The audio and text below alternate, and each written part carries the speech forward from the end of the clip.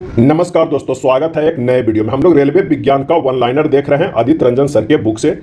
आज बायोलॉजी का आखिरी चैप्टर है, चैप्टर 8 एवं 9, जिसके अंतर्गत हम देखेंगे जीव विज्ञान के विभिन्न शाखाओं की खोज एवं आविष्कार। तो आइए देखते हैं चिकित्सा संबंधी आविष्कार कौन कौन से हुए और उसके आविष्कारक कौन कौन है। अगर बात किया जाए विटामिन की, तो विटामिन के जो आविष्कारक हैं वो है फंक। विटामिन के आविष्कारक हैं फंक।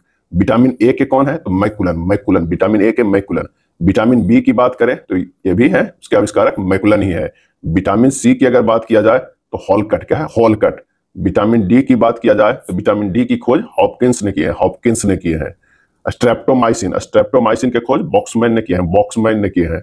होम्योपैथी के जनक इन्हें कहा जाता है हैनीमैन को। कई बार ये प्रश्न पूछा गया है। होम्योपैथी के जो है जनक कौन है? तो हैनीमैन है। ओपन हार्ट सर्जरी के खोज किया है क्लेरेंस बोल्टन लिली हेई। प्रथम परखनली शिशु की खोज किया है एडवर्ड्स एवं स्टेप्टो। एंटीजन के खोज किए हैं लैंडस्टीनर। किसने? लैंडस्टीनर ने। क्लोरोफॉर्म की खोज किसने की है? तो हैरिसन तथा सिम्पसन ने। टेरामाइसिन की खोज किए हैं फिनेल ने। डायबिटीज के खोज बेटिंग ने। काफी इंपॉर्टेंट है डायबिटीज की खोज बेटिंग ने। पोलियो वैक्सीन की खोज जॉन ए सॉल्क ने। बैक्टीरिया की खोज ल्यूवेनहॉक ने। मलेरिया परजीवी व चिकित्सा के खोज रोनाल्ड रस ने। मलेरिया परजीवी व चिकित्सा खोज रोनाल्ड रस। सल्फर ड्रग्स के खोज गेरहार्ड डोमक ने। हृदय प्रत्यारोपण के क्रिस्टियाना बर्नार्ड। सबसे पहले जो हृदय प्रत्यारोपण किए थे वो क्रिस्टियाना बर्नार्ड किए थे, और ये दक्षिण अफ्रीका के। लिंग हार्मोन के खोज किए हैं स्टेनोच। गर्भ निरोधक गोलियां के खोज किए हैं पिनकस। इलेक्ट्रोकार्डियोग्राफ के खोज आइन्योवन। इंसुलिन काफी इंपॉर्टेंट है, इंसुलिन की खोज किए हैं बेटिंग ने। चेचक का टीका का खोज किया एडवर्ड जेनर ने। टीबी बैक्टीरिया की खोज रॉबर्ट कोच ने। पेनिसिलिन के खोज किया अलेक्जेंडर फ्लेमिंग। बीसीजी का टीका का खोज किया यूरिन कॉलमेट। बीसीजी के खोज किए हैं यूरिन कॉलमेट। रक्त परिवर्तन के खोज किए कार्ल लैंड स्टीनर।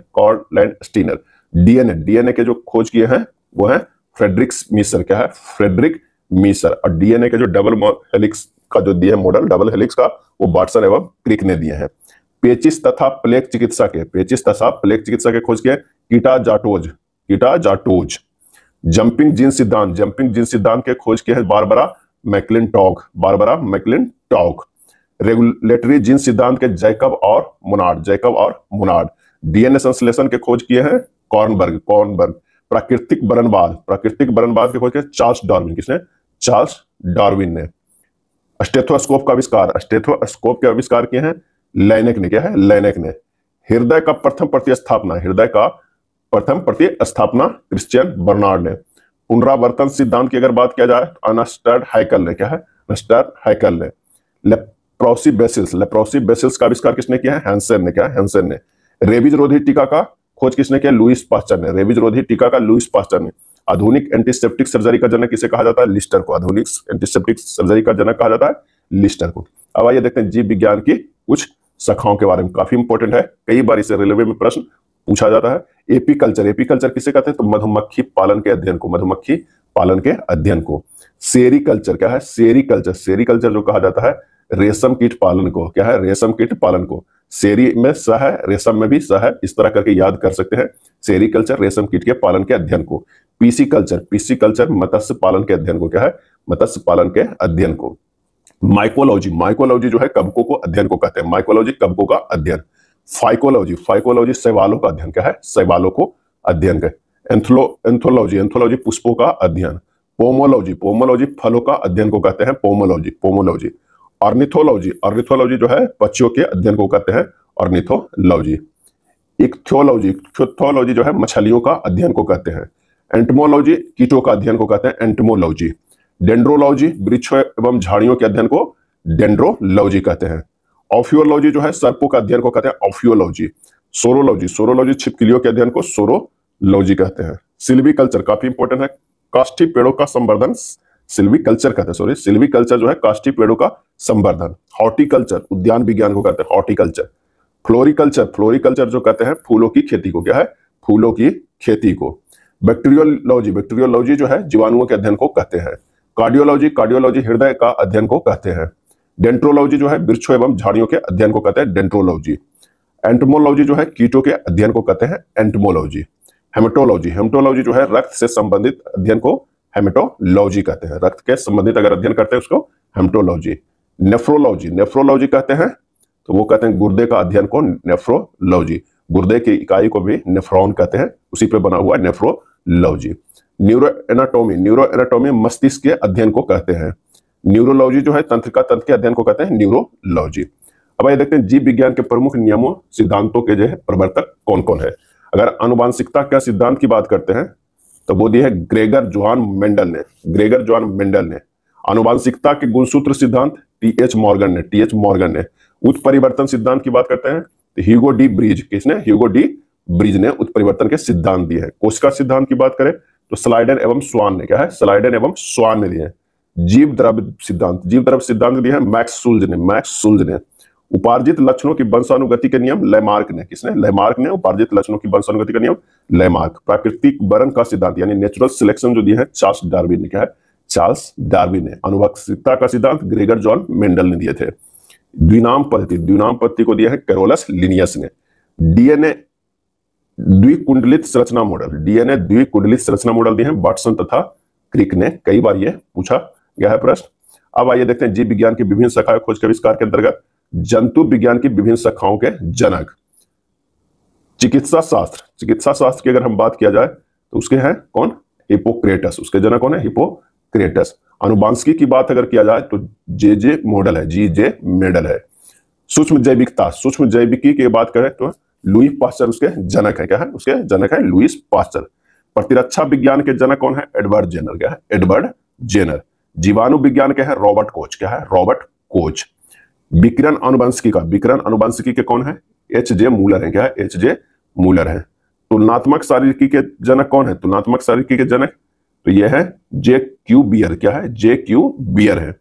क्या है, आधुनिक अनुवंशिकी, आधुनिक अनुवंशिकी के जनक कौन है तो ग्रेगर मेंडल, क्या है, ग्रेगर मेंडल है। जीरोंटोलॉजी, जीरोंटोलॉजी के जनक है व्लादिमीर कोरचेनेबस्की, क्या है, व्लादिमीर कोरचेनेबस्की है जीरोंटोलॉजी के जनक। आधुनिक शारीरिकी के जनक जो है वो है एंड्रियस बिसाइलियस, एंड्रियस बिसाइलियस जो है आधुनिक शारीरिकी के जनक है। रक्त परिसंचरण, रक्त परिसंचरण के जनक कौन है तो विलियम हार्वे है, क्या है, विलियम हार्वे। रुधिर वर्ग के जनक कौन है तो Karl Landsteiner, Karl Landsteiner. वर्गीकी के जनक जो है वह है कैरोलस लिनियस, क्या है, कैरोलस लिनियस।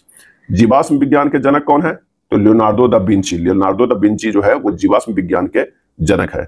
आधुनिक भ्रूणिकी की बात करते हैं तो वह है कार्ल ई बॉन बेयर, कार्ल ई बॉन बेयर। उत्परिवर्तन के जनक कौन है, उत्परिवर्तन के तो ह्यूगो डी ब्रिज है, क्या, ह्यूगो डी ब्रिज है उत्परिवर्तन के जनक। सूजनिकी का है फ्रांसिस गाल्टन, क्या है, फ्रांसिस गाल्टन। माइक्रोस्कोपिक, माइक्रोस्कोपी के जनक है ल्यूवेनहॉक, ल्यूवेनहॉक। एंड्रोकाइनोलॉजी, एंड्रोकाइनोलॉजी के जनक है थॉमसन एडिसन, क्या है, थॉमसन एडिसन। अब आइए प्रसिद्ध किताब एवं उसके रचयिता के बारे में देख लेते हैं। सिस्टेमा नेचुरी किसने लिखे हैं, सिस्टेमा नेचुरी तो कैरोलस लिनियस ने, कैरोलस लिनियस ने। ऑरिजिन ऑफ स्पीसीज लिखे हैं चार्ल्स डार्विन ने, origin of species Charles Darwin ने। फिलोसॉफिक जूलॉजिक लिखा है लेमार्क ने, क्या है, लेमार्क ने। फिलोसॉफिक जूलॉजिक लिखा है लेमार्क ने। हिस्टोरिया एनिमिलियम, हिस्टोरिया एनिमिलियम लिखे हैं पुस्तक अरस्तु ने, जीव विज्ञान के पिता कहा जाता है अरस्तु को। और हिस्टीरिया प्लांत्रम लिखे हैं थियोफ्रास्टस ने, थियोफ्रास्टस ने। वनस्पति विज्ञान का जो है वो जनक कहा जाता है। अब आइए इससे जुड़े कुछ एमसीक्यू देख लेते हैं। जीव विज्ञान यानी जूलॉजी का अध्ययन करता है, इसका सही आंसर जो हो जाएगा वो कौन सा हो जाएगा, हो जाएगा सी, जीवित एवं मृत जानवर दोनों को। जंतु विज्ञान अध्ययन करता है जीवित एवं मृत जानवर दोनों को अध्ययन करता है। सूची 1 और सूची 2 को सुमेलित करना है, आइए इसे सुमेलित करते हैं। अगर हम पक्षी की बात करते हैं तो ये हो जाएगा ऑर्निथोलॉजी। वंशागति की बात करते हैं तो ये हो जाएगा जेनेटिक्स। पर्यावरण की अगर हम बात करते हैं तो पर्यावरण का हो जाएगा इकोलॉजी। और जीवाश्म की बात करते हैं तो पेलियोबायोलॉजी, पेलियोबायोलॉजी। आंसर जो हमारा हो जाएगा वो बी हो जाएगा। मस्तिष्क के विभिन्न भागों की क्रियाशीलता तथा विक्षिप्तता का अध्ययन किया जाता है। मस्तिष्क के विभिन्न भागों की क्रियाशीलता तथा विक्षिप्तता का अध्ययन किया जाता है, क्या कहलाता है तो वो कहलाता है फ्रेनोलॉजी। क्या है? फ्रेनोलॉजी। चींटियों के अध्ययन को कहते हैं, चींटियों को अध्ययन को कहते हैं तो वो कहते हैं मिर्मेकोलॉजी। क्या है? मिर्मेकोलॉजी जो है वो चींटियों के अध्ययन को कहते हैं मिर्मेकोलॉजी। त्वचा तथा इसके रोगों के अध्ययन को किया जाता है किसके अंतर्गत? तो ये डर्मेटोलॉजी। क्या है? डर्मेटोलॉजी। परजीवी जीवों का अध्ययन किया जाता है, परजीवी जीवों का अध्ययन किया जाता है। सही जवाब हो जाएगा सी, पैरासिटोलॉजी। क्या है? पैरासिटोलॉजी कहा जाता है परजीवी जीवों के अध्ययन को, यानी छठा के जो हो जाएगा वो सी हो जाएगा। अगला है सब्जी के लिए काम आने वाले पौधों के अध्ययन को क्या कहते हैं? सब्जी के लिए काम आने वाले पौधे के अध्ययन को क्या कहते हैं? इसका आंसर जो हो जाएगा वो हो जाएगा कौन सा? D, olericulture. ओलेरीकल्चर। कैंसर व संबंधित ट्यूमर का अध्ययन किया जाता है, कैंसर व संबंधित ट्यूमर का अध्ययन जो किया जाता है वो ऑन्कोलॉजी से। जीवाणुओं का अध्ययन किया जाता है, इसको क्या बोलते हैं? तो वो बैक्टीरियोलॉजी कहते हैं। क्या है? बैक्टीरियोलॉजी कहते हैं। लेक्सिकोग्राफी का संबंध है, लेक्सिकोग्राफी का जो संबंध है किससे है? तो वो है शब्दकोश के संयोजन से, शब्दकोश के संयोजन से। बीटी कल्चर के द्वारा निम्नलिखित में कौन एक उत्पादित होता है? बीटी कल्चर के द्वारा तो वो होता है अंगूर होता है। कीट संवर्धन क्या है? कीट संवर्धन जो है वो क्या है? और इसका आंसर हो जाएगा ए, कीटों की वृद्धि करने का विज्ञान। जीर्ण यानी वृद्ध होने की प्रक्रिया के अध्ययन को कहते हैं, और इसका सही जवाब हो जाएगा ए, जेरेंटोलॉजी। क्या है? जेरेंटोलॉजी। पैडोलॉजी निम्न में से किसके अध्ययन से संबंधित है? पैडोलॉजी। और इसका सही आंसर जो हो जाएगा वो हो जाएगा बी, मिट्टी।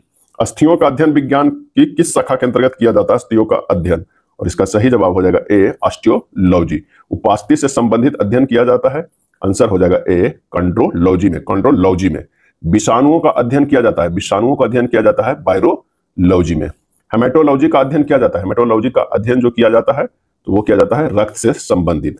मुलस्का और इनके खोलों का अध्ययन किया जाता है, मुलस्का और इनके खोलों का अध्ययन किया जाता है, आंसर हो जाएगा मैल्कोलॉजी। क्या है? मैल्कोलॉजी। उभयचरों तथा सरीसृपों का अध्ययन किया जाता है, वो कहलाता है क्या है? तो ये कहलाता है हार्पेटोलॉजी, हार्पेटोलॉजी कहलाता है। अब आइए अगला चैप्टर देखते हैं, और ये आखिरी चैप्टर है पर्यावरण एवं पारिस्थितिकी से। पर्यावरण के साथ साथ जीवों के संबंध के अध्ययन को कहते हैं, पर्यावरण के साथ पर्यावरण जो है के साथ जीवों के संबंध के अध्ययन को कहते हैं पारिस्थितिकी कहते हैं।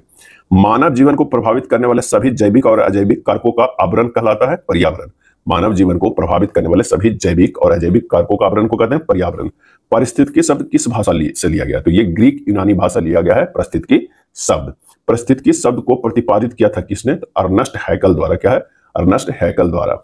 जंतु अथवा पादप निर्जीव घटकों के साथ अंतःक्रिया कर एक पूर्ण जैविक इकाई का निर्माण करते हैं, क्या कहलाता है? तो पारिस्थितिकी तंत्र कहलाता है, पारिस्थितिकी तंत्र। पारिस्थितिकी तंत्र के कितने प्रकार होते हैं? तो दो प्रकार होता है, जलीय एवं स्थलीय। क्या है? जलीय एवं स्थलीय। मुख्य रूप से पारिस्थितिकी तंत्र के कितने घटक होते हैं? तो दो घटक होते हैं, जैविक और अजैविक घटक। काफी इंपॉर्टेंट ये है, पारिस्थितिकी तंत्र के कितने घटक? दो हैं, जैविक और अजैविक है।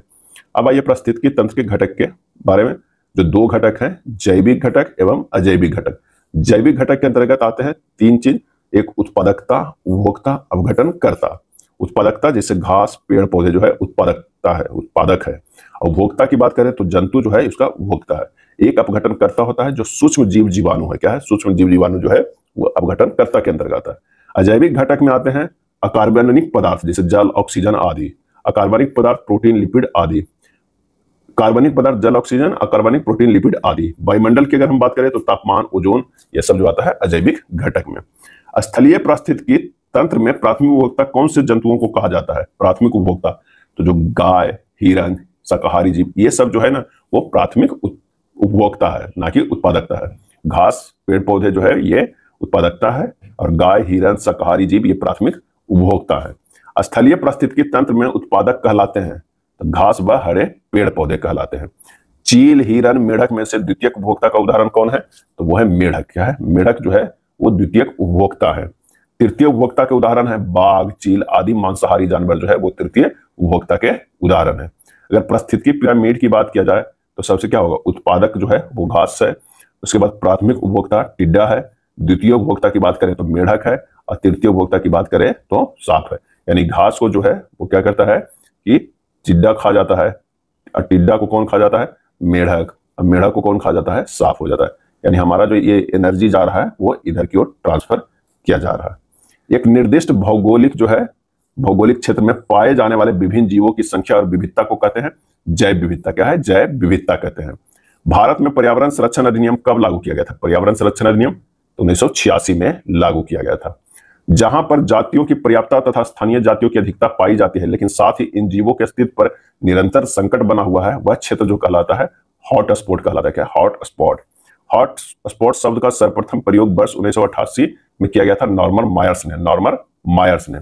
भारत में कुल कितने जैव विविधता हॉट स्पॉट है? भारत में कुल कितने जैव विविधता हॉट स्पॉट है? तो 4 है। हिमालय, भारत बर्मा क्षेत्र, पश्चिमी घाट और सुडालैंड है। विश्व में कुल कितने जैव विविधता हॉट स्पॉट है? विश्व में कुल कितने जैव विविधता हॉट स्पॉट है? तो वो है 36। क्या है? 36।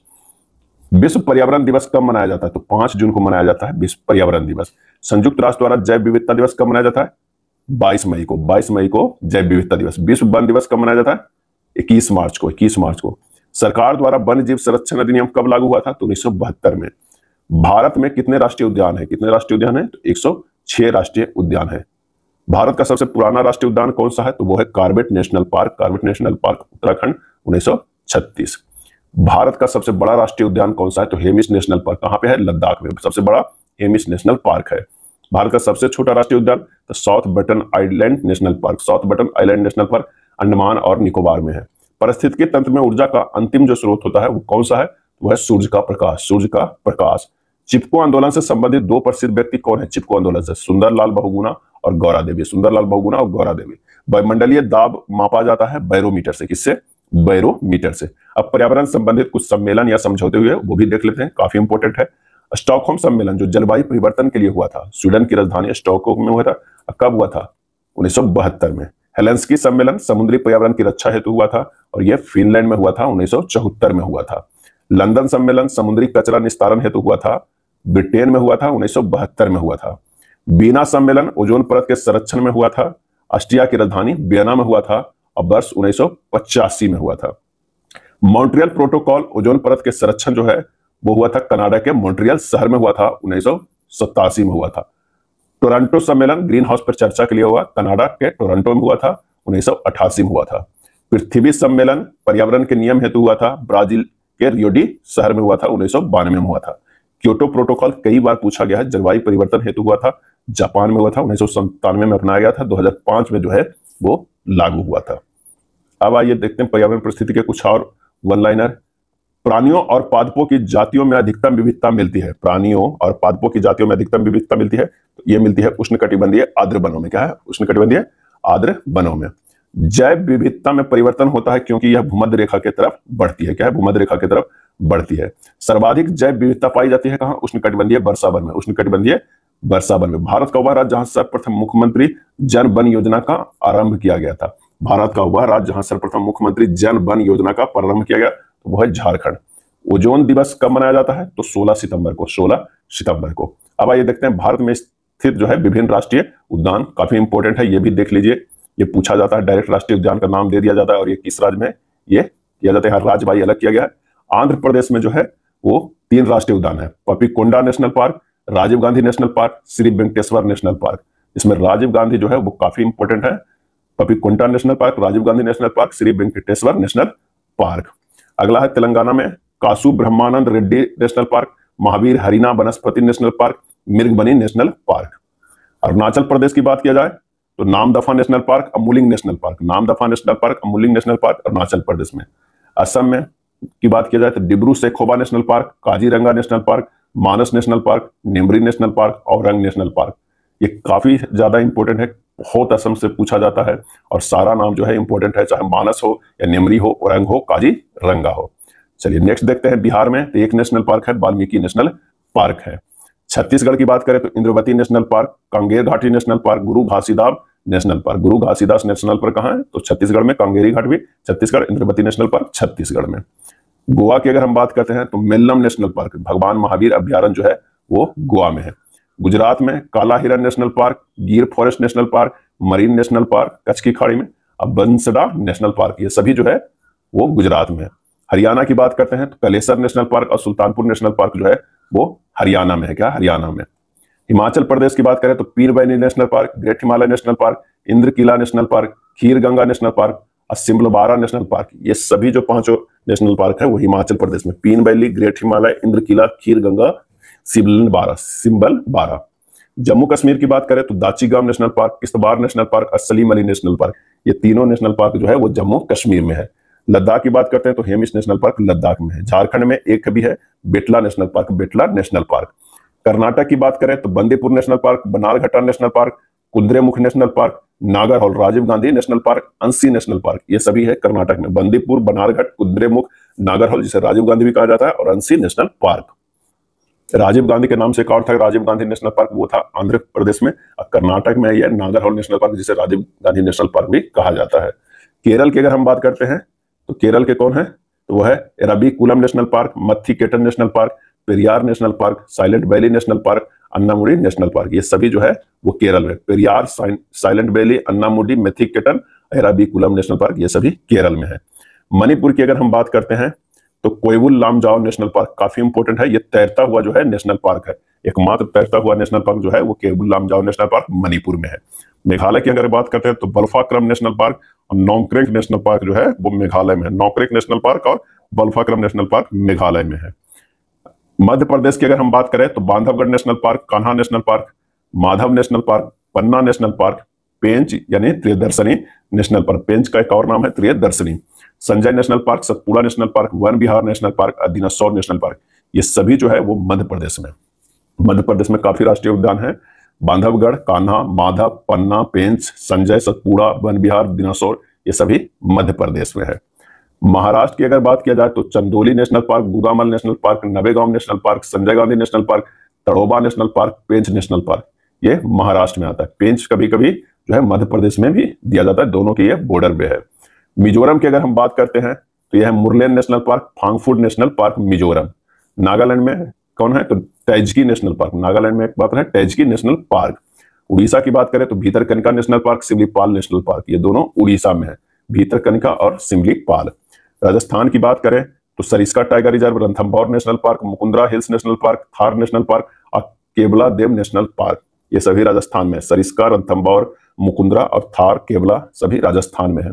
सिक्किम की अगर बात करें तो कंचनजंगा नेशनल पार्क जो है वो सिक्किम में है। तमिलनाडु में Mudumalai national park, Mukurthi national park, Indira Gandhi वन्यजीव national park, Guindy national park, Mannar की खाड़ी मरीन नेशनल पार्क, सभी जो है वो तमिलनाडु में है। त्रिपुरा की बात करें तो bison national park, clouded national park, ये सभी त्रिपुरा में है। उत्तर प्रदेश की बात करें तो दुधवा नेशनल पार्क जो है वो उत्तर प्रदेश में है। उत्तराखंड में है Gangotri national park, Govind Pashu Vihar, Jim Corbett national park, Nanda Devi national park, Rajaji national park. तो ये 5 इंपोर्टेंट नेशनल पार्क है, वो कहाँ है तो उत्तराखंड में, गंगोत्री, गोविंद, जिम कॉर्बेट, नंदा देवी और राजा जी। पश्चिम बंगाल की बात करें तो वह है Gorumara national park, Buxa national park, Neora Valley national park, Singalila national park, Jaldapara national park और सुंदरबन नेशनल पार्क, सब पश्चिम बंगाल में है। कौन कौन, गोरुमरा, बक्सा, न्योराबेली, सिंगलीला, जल्दापारा और सुंदरबन पश्चिम बंगाल में। अंडमान निकोबार, अंडमान निकोबार में काफी इंपोर्टेंट है, Mahatma Gandhi national park marine जो है कहा जाता है, अंडमान निकोबार में है। Middle button island national park Andaman में, mount Harriet national park Andaman Nicobar में, north button national park Andaman में, रानी झांसी नेशनल पार्क जो है वो अंडमान में, Saddle Peak national park Andaman Nicobar में, साउथ बटन नेशनल पार्क जो है सबसे छोटा वो भी अंडमान निकोबार में, Campbell national park Andaman Nicobar में, गलातया नेशनल पार्क अंडमान निकोबार में। यानी इतना जो है वो अंडमान निकोबार में है राष्ट्रीय उद्यान। अब आइए इससे जुड़े जो है कुछ प्रश्न देख लेते हैं एमसीक्यू। पारिस्थितिकी शब्द निम्नलिखित में से किस भाषा से लिया गया है, पारिस्थितिकी शब्द किस भाषा से लिया गया है, आंसर हो जाएगा डी, यूनानी से। भारत में पर्यावरण संरक्षण अधिनियम कब पारित हुआ था, भारत में पर्यावरण संरक्षण अधिनियम तो ये पारित हुआ था 1986 ईस्वी में। भारत में कुल कितने जैव विविधता हॉटस्पॉट है, सही जवाब हो जाएगा ऑप्शन बी, 4 हॉटस्पॉट है भारत में। विश्व वन दिवस कब मनाया जाता है, विश्व वन दिवस कब मनाया जाता है, आंसर हो जाएगा सी, 21 मार्च को। पारिस्थितिकी शब्द का प्रतिपादित किसने किया था, पारिस्थितिकी शब्द को, आंसर हो जाएगा सी, अर्नेस्ट हाइकल ने। विश्व ओजोन दिवस कब मनाया जाता है, और इसका आंसर हो जाएगा सी, 16 सितंबर को। भारत सरकार द्वारा केंद्रीय गंगा प्राधिकरण का गठन कब किया गया था, और इसका सही आंसर हो जाएगा डी, 1985 में। क्या है, 1985 में। सर्वप्रथम पारिस्थितिकी तंत्र का संकल्पना किसने प्रस्तुत की थी, और इसका आंसर हो जाएगा सी, टांसले ने 1935 में। निम्नलिखित जंतुओं में तृतीय उपभोक्ता कौन सा है, और इसका आंसर हो जाएगा बी, चील है। चिपको आंदोलन से संबंधित जो राज्य है वो कौन है, तो वो है सी, उत्तराखंड है। क्या है, उत्तराखंड। वाल्मीकि नेशनल पार्क कौन सा राज्य में स्थित है, तो वो है डी, बिहार में है। जलवायु से संबंधित क्योटो प्रोटोकॉल कब लागू हुआ, सही जवाब हो जाएगा बी, 2005 में। देश का सबसे पुराना नेशनल पार्क कौन सा है, तो वो है गिर नेशनल पार्क। क्या है, गिर नेशनल पार्क है। स्टॉकहोम सम्मेलन कब हुआ था, इसका आंसर हो जाएगा ए, 1972 में जो है स्टॉकहोम सम्मेलन हुआ था। निम्नलिखित में से द्वितीय प्रदूषक कौन है? और इसका आंसर हो जाएगा ओजोन। द्वितीय प्रदूषक जो है वो कौन सा है? ये हो जाएगा ओजोन हो जाएगा।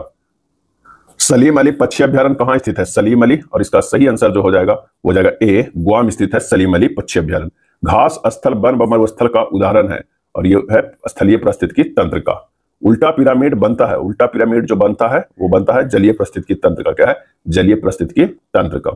एक पारिस्थितिकी तंत्र में ऊर्जा की मात्रा एक पोषण स्तर से अन्य स्तर में स्थानांतरण के पश्चात जो है वो क्या है? घटती है। क्या है? घटती है। भारत में पारिस्थितिकी असंतुलन का एक प्रमुख कारण, भारत में पारिस्थितिकी असंतुलन का एक प्रमुख कारण जो है वो है वनोन्मूलन। क्या है? वनोन्मूलन। ये था बायोलॉजी का आखिरी चैप्टर। अगर वीडियो अच्छा लगा तो लाइक एंड शेयर कर दीजिएगा।